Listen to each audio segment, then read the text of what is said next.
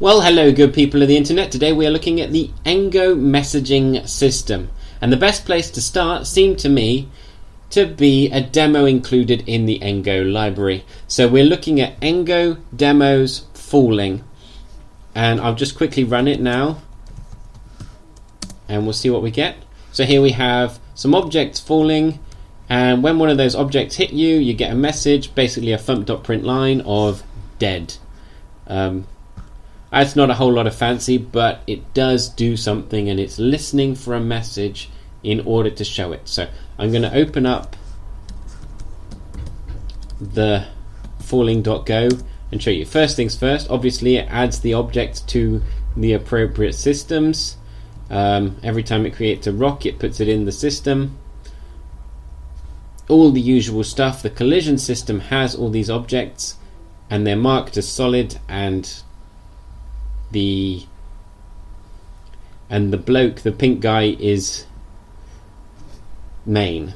So that's what we're expecting. Now if we look up new, I think here we go, we have a new, our death system is listening for a collision message.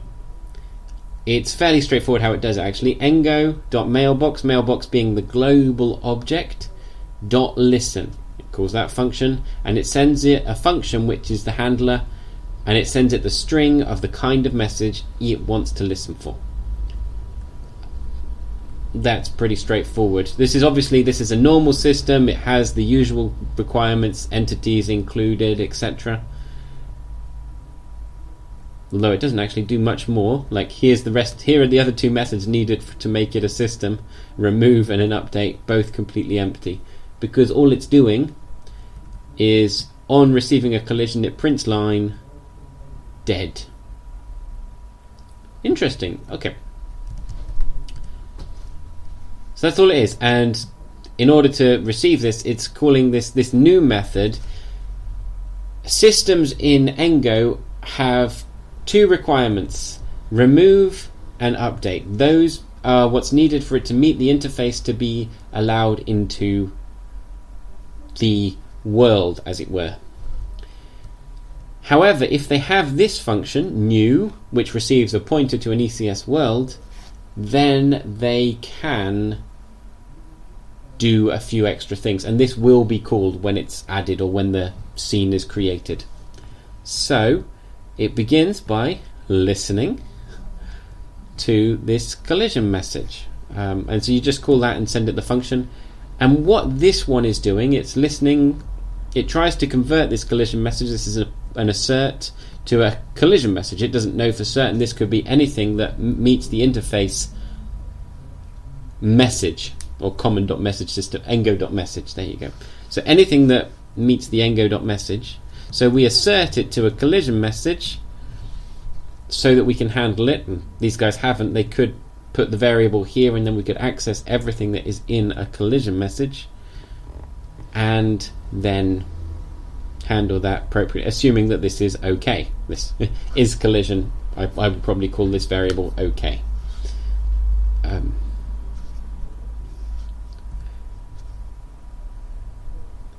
So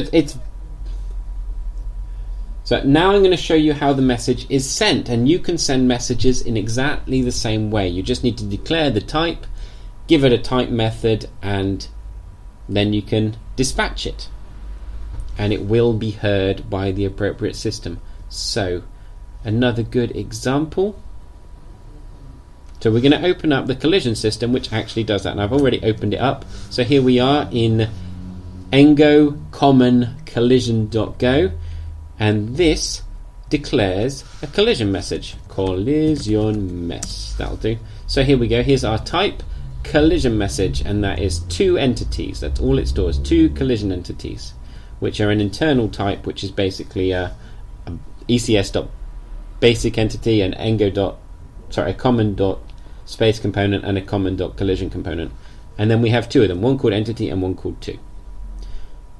And this collision message also has a type which returns the string collision message, and this is what allows it to meet the interface required of a message.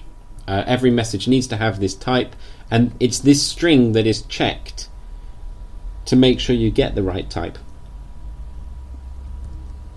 They're actually stored in a map. I'll show you that in a minute. So the next thing we need to open, or we're going to take a peek at, is where this collision message is actually sent. So here we go. Just a quick bit of scope. This is in the update method of the collision system. It looks through all of the entities, tries to find any that collide, and if it finds a collision, engo.mailbox.dispatch, so the global object .dispatch a new collision message with the entity 1 being E1, the main entity in the collision, and the 2 being the second entity in that collision. And that's all you need to do to use the message system. You need to have a function handler to receive, and you need to have a dispatcher that creates a message of this type.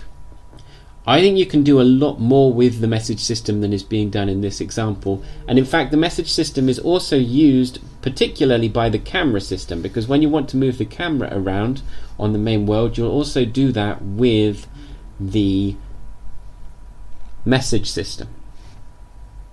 You send camera messages, and that's a type that's already been defined by the camera system, and so you can send a camera message which says move up by this much, or zoom out or zoom in, and it will animate that appropriately for you. And just to quickly show you, this is in engo.go. This is in the main library. Here a mailbox is a message manager, and if we open up as well message.go, so this is in the main engo library file. A message is an interface, and it just has this type. We mentioned that already. Here's the message manager. It has a bunch of listeners, and in fact that's a map of arrays, a map of slices. And then when you dispatch a message, that takes the message that you've sent, reads its type, pulls up a list of pulls up the array, pulls up the slice of all of the handlers from the map, and then it loops through the handlers and calls them with the message, which is an engo.message type. The listen message is when you send it the handler, is just as straightforward. It basically, here's the type, this is what we're listening for, and here's our handler function. So if listeners is nil, then we make a new map of listeners, and then listeners by this message type append and we add to the array that was in this map. And this is great because, of course, even if it's empty, maps are quite safe in this case, because even though the map may be empty, and it probably is empty when you make the listen, it will return an empty struct, and an empty struct can be appended to just like any other struct, and then that gets put back into the right place in the map. So it's very tidy and very straightforward. Hopefully that shows you enough about how these will work that you can use it yourself.